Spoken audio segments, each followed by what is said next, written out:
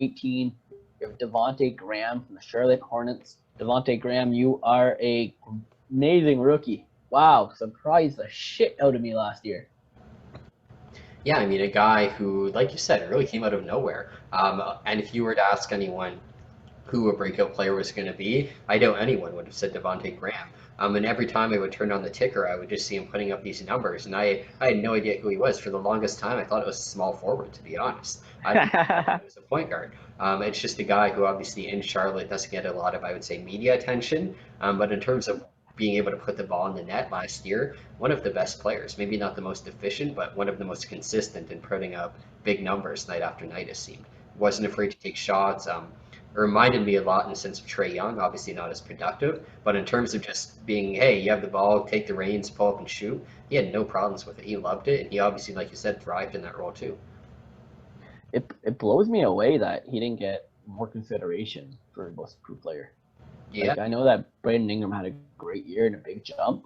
This guy went from four points per game to 18 points per game, 2 assists to 7.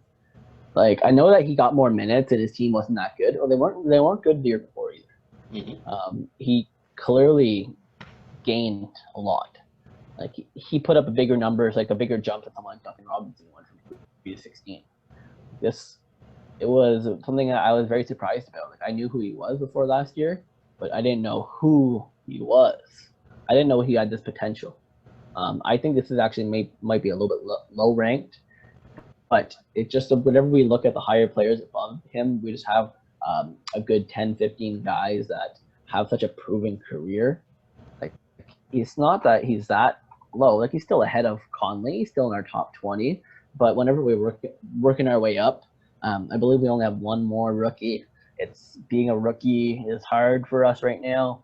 He could go up to the 22, 23 points per game and have another big jump, like someone like Pascal Siakam. He had a bigger jump than Pascal, much bigger jump than Pascal. But Pascal did it on a winning team, and that's a big thing. It's right now he can be considered a stat stuffer just by getting the ball so much. So I hope that he proves us wrong. I think that team's way better, especially with Hayward there now.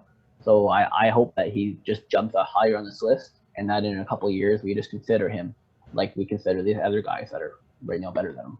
yeah. For me, I mean, if you look at the wins in the 24 games that they won, he did have over 20 points per game. So obviously, when they That's are that's, winning, that's what he is. yeah, he's a big factor when they are winning. But for me, it was just really the consistency that made him lower on my list. He's a guy normally, when you do look at scoring, of course, it makes you want to put a guy up there. But he was also fourth in three pointers, 3 point attempts, and overall, he was one of the worst field goal percentage players, not just on the list, but at all point guard. He shot under 40% in terms of field goal. So again, it's a guy who had free reign to shoot. He shot a lot, and even though he didn't make a lot of those shots, he put up points. So that's where it really comes down to where we said, is he just a stat stuffer or is he actually going to help them win games? And I think with guys like Gordon Hayward there, that's what we're going to see. To help, Yeah, and especially with people like Lamelo, like I can see Graham being out there with him. It'll be really small, him and Lamelo. But Graham's got a really good eye. Like his playmaking is why I had him so high.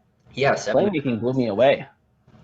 Yeah, he's a guy who, like we said, because he is such a shooter, we often forget about it. And even alongside Terry Rozier, who was supposed to maybe play some point guard in his own right, he Oh, he took outplayed him.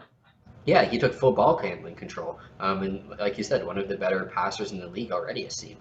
So hopefully he could continue to be consistent in that regard. And as long as he doesn't need to put up more points, he just needs to be more consistent in the shooting. So I think And be a bigger aspect of the team's winning. exactly. And once maybe some of that pressure taken off him, like we're hinting, I think it's definitely possible for him. All the power to him. Devontae, don't take it as an insult. There's just a lot of good players in your position. A lot of good. I mean, there's going to be some very good names coming up soon. That if you heard People are going to be pissed off. yeah, if you were their 14th or 13th on any list, you would be shocked.